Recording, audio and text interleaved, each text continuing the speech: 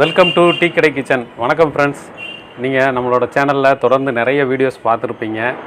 ஒவ்வொரு வீடியோஸுக்கும் வர கமெண்ட்ஸ் எல்லாம் பார்க்கும்போது எங்களுக்கு அவ்வளோ சந்தோஷமாக இருக்கும். ஒரு சில கமெண்ட்டுகளுக்கு நாங்கள் பதில் சொல்லாமல் கூட இருந்திருப்போம். கண்டிப்பாக ஒவ்வொரு கமெண்ட்டையும் பார்த்து நாங்கள் பதில் சொல்லிக்கிட்டு இருக்கோம். உங்களுக்கு என்ன சந்தேகங்கள் இருந்தாலும் நீங்கள் எங்ககிட்ட கேட்கலாம். அதே மாதிரி நாங்கள் பண்ண டிஷ்ஷில் ஏதாவது ஒரு மிஸ்டேக் இருந்தாலும் நீங்கள் எங்ககிட்ட சொன்னீங்கன்னா அதை நாங்கள் அடுத்தடுத்த இடங்களில் சரி பண்ணிக்கிறோம். ஏன்னா இது ஒரு விஷயத்தை நீங்களும் சரி நானும் சரி தெரிஞ்சுக்கிறதுக்காக தான் நமக்கு இந்த பிளாட்ஃபார்ம்.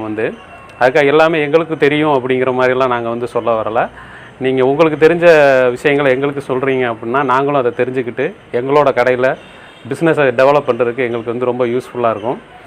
இன்றைக்கி நம்மளோட சேனலில் இருக்கிற சப்ஸ்கிரைபர் நிறைய பேர் கேட்டிருந்தாங்க. அதுவும் ரொம்ப நாளாக கேட்டுக்கிட்டே இருந்தாங்க. இனிப்பு போண்டா எப்படி நமக்கு டீ கடையில் போடுறாங்க, அது சாஃப்டாக எப்படி நமக்கு வருது அப்படிங்கிறத பற்றி கேட்டிருந்தாங்க.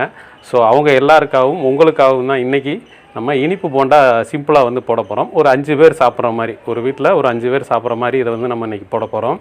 இந்த இனிப்பு போண்டா எப்படி ரெடி பண்ணணும், எந்த மாதிரியான ப்ராசஸ் எல்லாம் இருக்குது அப்படிங்கிறத இன்றைக்கி வீடியோவில் பார்க்க போகிறீங்க. ஸோ வீடியோவை கடைசி வரைக்கும் பார்த்துட்டு உங்களோட கருத்துக்களை எப்பயும் போல் எங்களுக்கு சொல்லுங்கள். நம்ம இப்போ இனிப்பு போண்டா போட ஸ்டார்ட் பண்ணலாம்.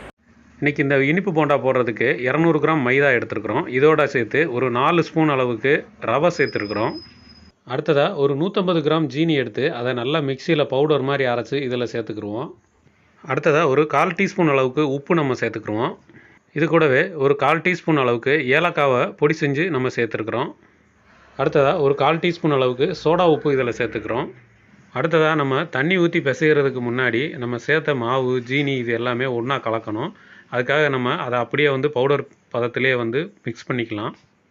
இப்போ இது எல்லாத்தையுமே நல்லா ஒன்றா கலந்துட்டோம். அடுத்ததாக ஒரு 50 ml தயிர் எடுத்து இதில் சேர்த்துக்குருவோம். தயிர் சேர்த்தோம் அப்படின்னா இது நல்லா சாஃப்ட்னஸ் கொடுக்கும். இது கூடவே ஒரு 1/2 டீஸ்பூன் அளவுக்கு பேக்கரி வனஸ்பதி சேர்த்துருக்குறோம். இந்த வனஸ்பதி எங்கே கிடைக்கும்னு சொல்லி நிறைய பேர் கேட்டிருந்தாங்க. இந்த பேக்கரி வனஸ்பதி எல்லா ஊர்லேயுமே இந்த ஆயில் ஸ்டோர் இருக்கும். அந்த மாதிரி கடைகளில் நீங்கள் கேட்டு பார்த்தீங்கன்னா கண்டிப்பாக உங்களுக்கு கிடைக்கும். இப்போ இந்த வனஸ்பதியை அப்படியே சேர்க்காம ஒரு சின்ன கிண்ணத்தில் வச்சு அடுப்பில் லேசாக ஹீட் பண்ணோம் அப்படின்னா எண்ணெய் மாதிரி வந்துடும். அதை அப்படியே நம்ம சேர்த்துக்குருவோம். அடுத்ததாக இது எல்லாத்தையுமே நம்ம நல்லா பிசைஞ்சு விடணும்.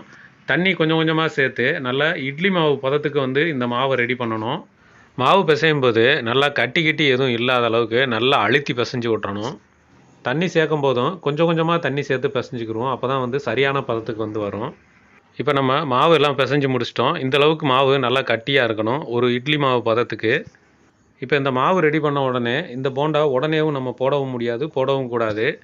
குறைஞ்சது ஒரு அரை மணி நேரமாவது நல்லா ஊறணும். அதிகபட்சமாக நீங்கள் நிறைய நேரம் ஊறினாலும் தப்பு இல்லை.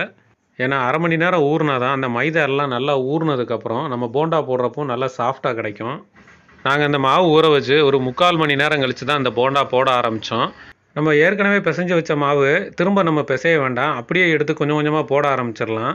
அடுப்பில் இரும்புச்சட்டி எடுத்து வச்சு அதில் கொஞ்சமாக எண்ணெய் ஊற்றி சின்ன சின்ன உருண்டையாக எடுத்து போட ஆரம்பித்தோம்.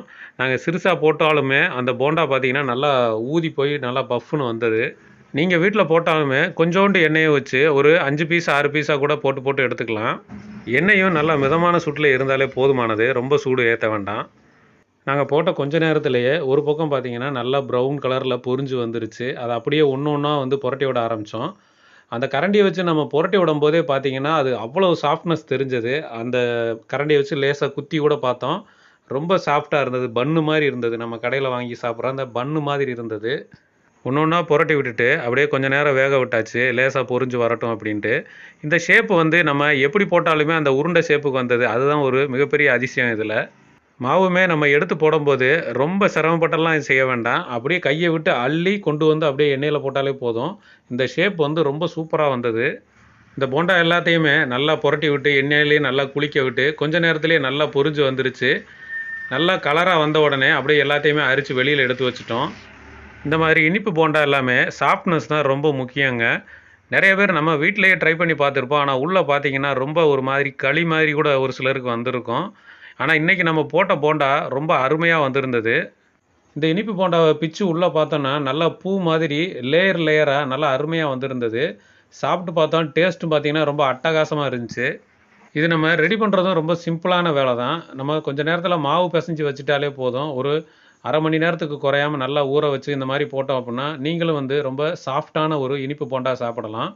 இந்த வீடியோவை கடைசி வரைக்கும் பார்த்ததுக்கு உங்கள் எல்லாருக்குமே நன்றி. நீங்களும் இன்றைக்கே இதே மாதிரி ட்ரை பண்ணி பார்த்துட்டு உங்களுக்கு டேஸ்ட் எப்படி இருந்ததுன்னு மறக்காமல் கமெண்ட்டில் சொல்லுங்கள். நம்ம நாளைக்கு ஒரு சூப்பரான வீடியோவில் சந்திக்கலாம். தேங்க்யூ.